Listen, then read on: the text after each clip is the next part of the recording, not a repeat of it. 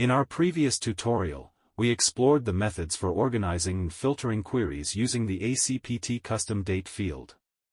If you haven't watched it yet, it is essential to do so to follow along with this tutorial.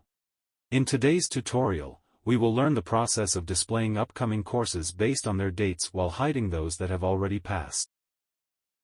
To arrange your custom post type by date using a query, make sure to set the order by, order, meta key, and order parameters as we show in the previous lesson. Next, click Meta Query, and configure the meta key with our field group name and custom date field slug. And set the meta value to current date dynamic data.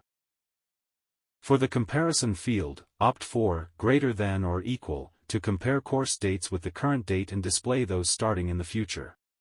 And set the type to date. As you can see, nothing is rendering, however, it's essential to specify the date format. Now, everything is rendering as expected, and we're able to exclusively view courses with starting dates beyond today.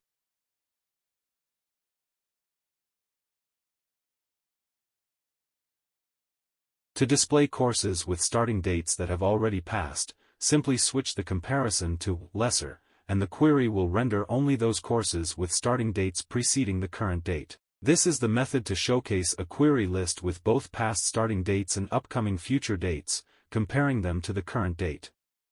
This enables you to highlight courses that have concluded and those scheduled for the future, all accomplished through the ACPT plugin and bricks.